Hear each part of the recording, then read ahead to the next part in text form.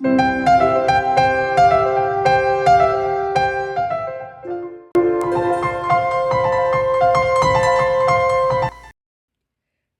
output is the volume of blood leaving the heart in 1 minute. The formula for calculating cardiac output is stroke volume times heart rate.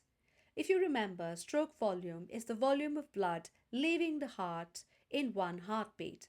So if you multiply that with the number of beats per minute, you have cardiac output. Let's look at the relationship between stroke volume, heart rate, and cardiac output. When stroke volume increases, cardiac output also increases. When heart rate increases, the cardiac output also increases.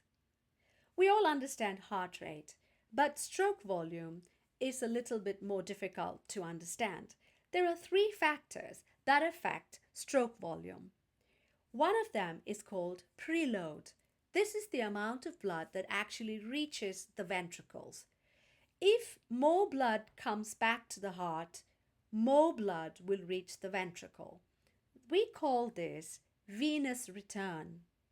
So preload is determined by venous return.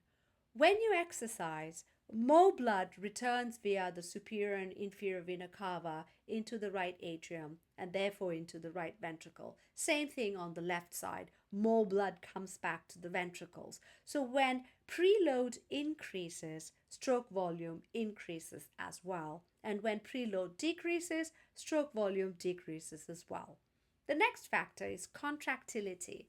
You may have noticed that when you exercise, your heart beats more forcefully.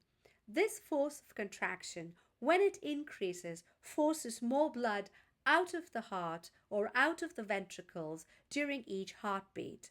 So the greater the force of contraction of the heart, the greater the stroke volume.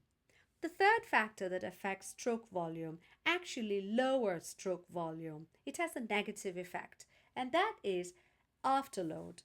Afterload is not an issue for most people. For most healthy people, afterload is not an issue. However, in some people who have high blood pressure in their great arteries, then this pressure does not allow the ventricles to pump the blood out as efficiently, and so it has a negative effect on stroke volume.